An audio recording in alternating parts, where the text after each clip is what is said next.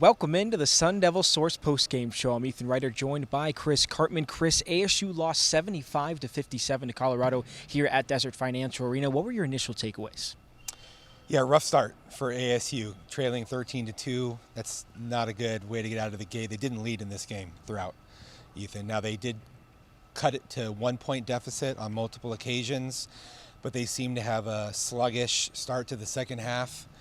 And then things sort of got away from them, and they weren't able to recover, and it ended up being a pretty lopsided game. Yeah, and you talk about that second half. They go into the half down 3. What did we see specifically in that second half that caused such a big swing?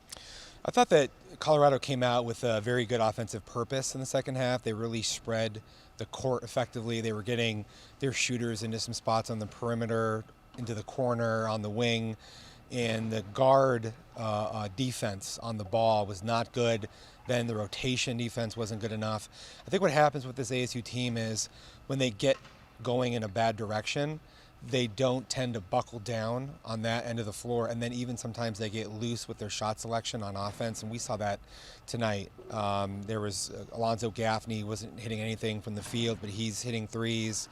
Marion Jackson took a really early 3. There were a lot of ugly shots in this game by both teams, I think, really throughout.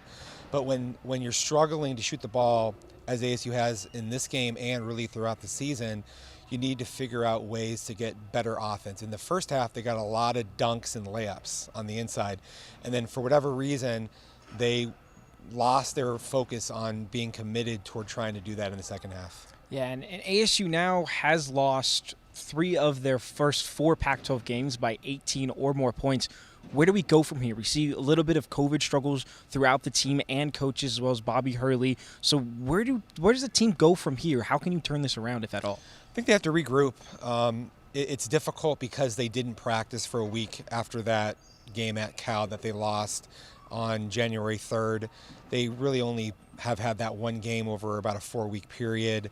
So it's difficult to kind of get into a rhythm with your teammates and feel like you have a good feel for what you're trying to get accomplished. Bobby Hurley's talked a lot, very repetitively, about the same types of things. It's shot selection, it's gang rebounding, it's doing a good job defensively with the rotations.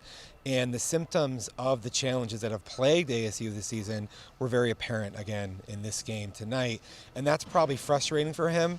But as you said, when you don't have Marcus Bagley, when Jalen Graham hasn't practiced for 2 weeks, when Gaffney had COVID and he's starting to come back, and Enoch Boakye is a freshman, that creates problems in the front court. And then your guards, if they're not shooting the ball well, which Marion Jackson hasn't shot well this whole season after being MAC Player of the Year, and then other guys have struggled at times, Luther Muhammad and others. And so I just think that the margin of error for this team is quite small. They really need to be able to generate offense with their defense, turnovers, steals, fast break points, and they need to prevent second chance opportunity baskets, which they were really beaten tonight by Colorado on the glass, especially in the second half. And I thought you put all that together, and it's a recipe for getting blown out even at home. Yeah, ASU suffers a 75-57 loss to Colorado. They have a quick turnaround to a Utah game on midday Monday. But for now, that's Chris Cartman. I'm Ethan Ryder. That was a Sun Devil Source postgame show.